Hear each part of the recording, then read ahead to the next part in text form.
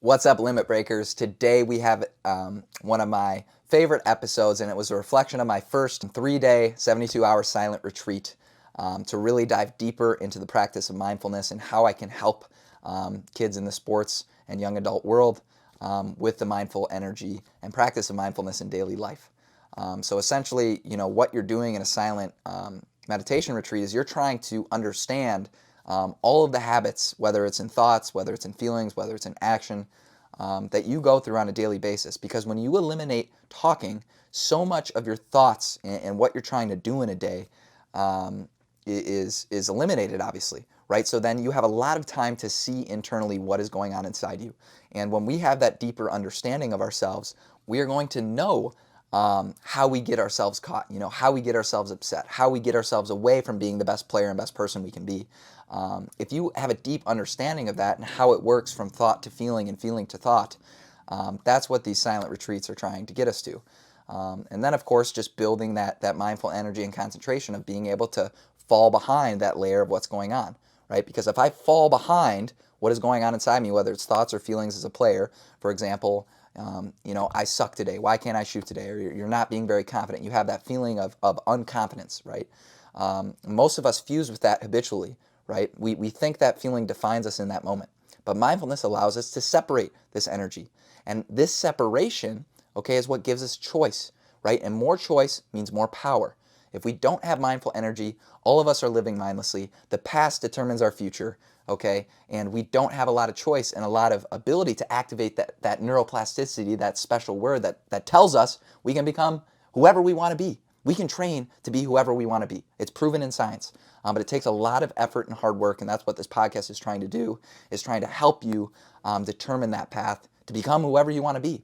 You don't have to be fixed. You don't have to be an extrovert your whole life. You don't have to be an introvert your whole life. You can change whenever you want to. We know this. It's proven, and mindfulness is the steroid to tapping into that neuroplasticity, right? Mindfulness expands, it explodes your ability to change yourself and become the person you want to be, okay? And so again, when we create that layer of mindfulness, that watcher, okay, so we stop listening to that dictator, right? He doesn't have any more control over me, okay? That gives us more choice because there's stimuli in our life and there's responses, okay? Most of us, if we don't have good mindfulness, okay, that space between stimuli, and when I say that, kids, say in basketball, the shot doesn't go in. That's a stimuli that happens to you in life. You can't control every shot going in, okay? If we don't have good mindfulness, there's not a lot of space in between that stimuli and your response. So a lot of times we put our head down, right? We get upset, okay? That's a reaction. A response is when we use mindfulness to grow that space in between that stimuli and that response. The more space there is between stimuli and response is what happens when we're slowed down and we're mindful. We can choose to react in our best self or best player way, right? I'm not going to put my head down. That doesn't help me, right? This shot doesn't define me, right? This moment and feeling of not being confident does not define me, right? It's a roller coaster. Feelings are constantly going up and down. We have to learn how to separate that, okay, and make choices and responses based off what is happening, okay? So let's dive into it, gatekeepers. Learn more about the 3-day silent retreat and the reflections that I can give to you that you can apply in your daily life. Today, I have an episode that's actually a reflection on a 72-hour silent meditation retreat that I just attended. And the motivation behind this retreat was to stop all consumption for me, right? So I'm a person that's addicted to productivity, addicted to work ethic, which is great, but it's also sometimes not the best thing for us, right? We're always consuming, always taking in, always doing. We never have time to stop and slow down and see our mind clearly. Of course, I was also motivated to go on this retreat to learn how to make myself a happier human being through how my thoughts are spawned, and of course to share that with kids. I truly believe mental training is going to change everything for everyone if we start giving this ability to kids to learn how to shape their own mind, okay, to start doing things for themselves and learning how to live, not just learning what to do and what success and materialized things look like. To learn how to gain freedom from within. I truly think it's going to be amazing for kids to learn about this in this podcast, and that's kind of also why I was motivated to go on this retreat. I couldn't ask for a better life. Learning how to be happier myself and then sharing it with others, I really don't see any better way for me personally to give out my work and service to other human beings.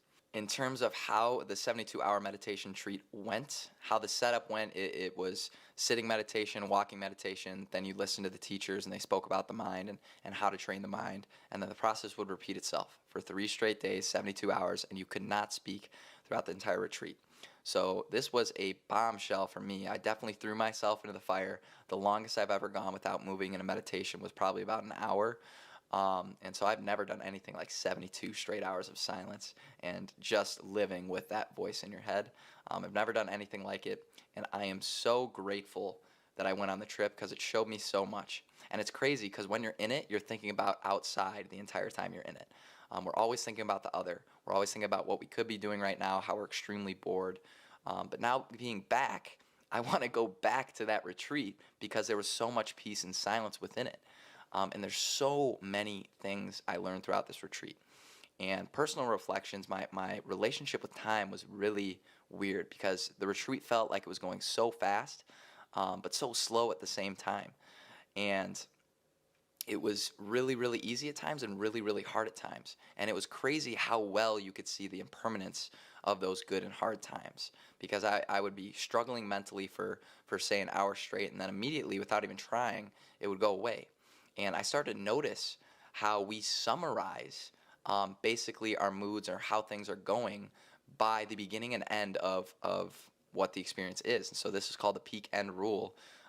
We don't realize that things come and go throughout moods. So a lot of people, when they say they're sad or they're struggling or things aren't going well in their sport that they would like to go, they're summarizing something and missing all the impermanence that lies in between those struggles, right? So yes, you could be struggling for a period of time, but there's no way you were struggling for a month straight, right? There's many periods and times when that struggling arose and passed. We just don't realize it. We like to summarize these negative summarizations based on us not being able to see that impermanence.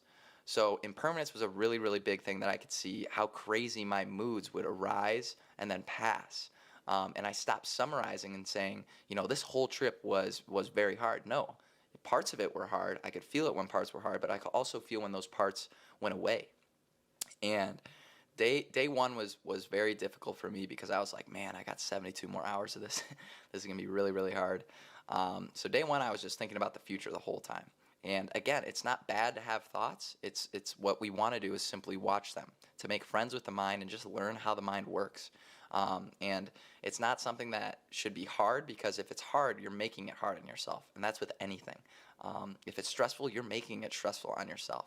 If it's saddening, you're making it saddening on yourself. It's all about a response and the present moment, and that's all we can truly control. By day two, I was at extreme peace. And the reason for this is because I accepted where I was, I welcome what's here now, and I stopped worrying about the other, what could be, and I just focused on the present moment. And so that gave me great reflection on how important acceptance is, and accepting the present moment now and meeting what's there. Okay, so we're always thinking, we're always resisting the present moment because of our imagination and how our minds work, of thinking of how certain things can happen outside this moment. And that's what causes suffering. But instead of thinking about all the other things that could be, focus on meeting what's here. Even if it's something you don't like, you can still meet what's there and realize, hey, it's here, I'm in the present moment, I might as well meet it, right? Because there's nothing I can do to resist it other than make my moment more struggle and more suffering. And so that's a huge, huge thing, gatekeepers, is stop thinking about what's outside now and just meet what's there, because it's there. So you might as well welcome it, right?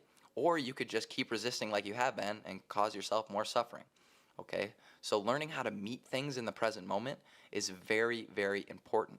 Okay? And so some examples of this in sports, right? Say you have a conflict with a teammate or a coach, right? That's a present moment you don't want to be in, right? You're extremely angry, you're having spiraling thoughts, but it's there, and there's nothing you can do about it now to get rid of it. Things you might have said, things you might have regretted, there's nothing you can do about it now. So you might as well meet those emotions where they're at. Okay, meet your emotions there, stop judging yourself, and tell yourself that it's a learning experience, and all I can really do is let go of anything that isn't now, right? That's an example of meeting what's there.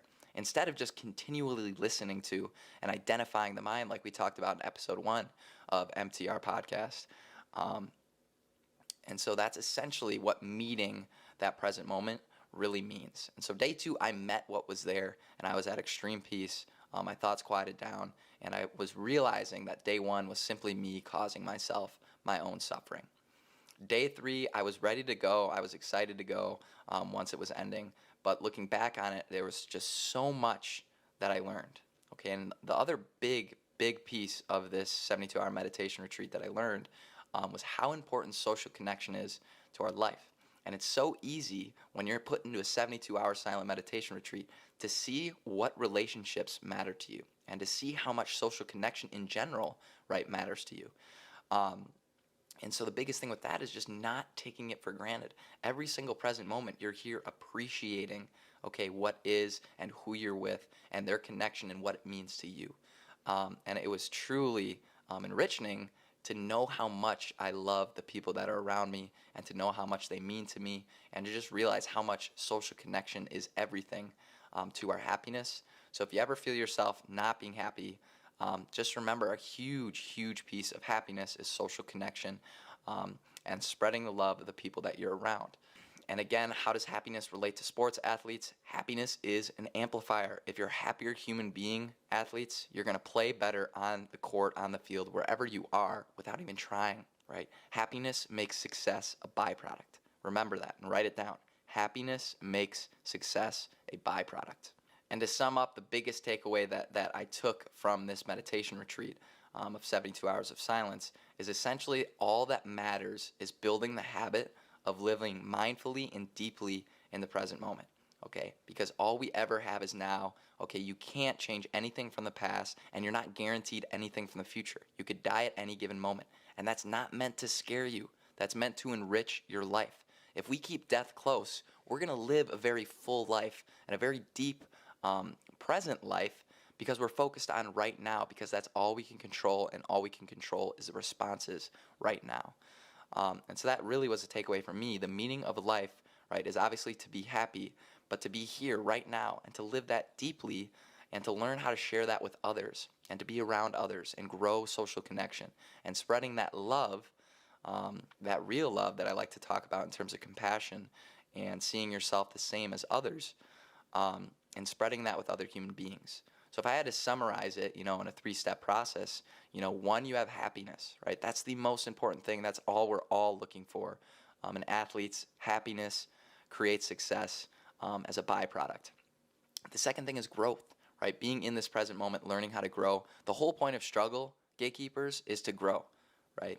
And we're never going to get rid of struggle. We never are. It's always going to be there. You're never going to get to a destination in life where there's not struggle. So the whole point of it is to grow. So how are you using that?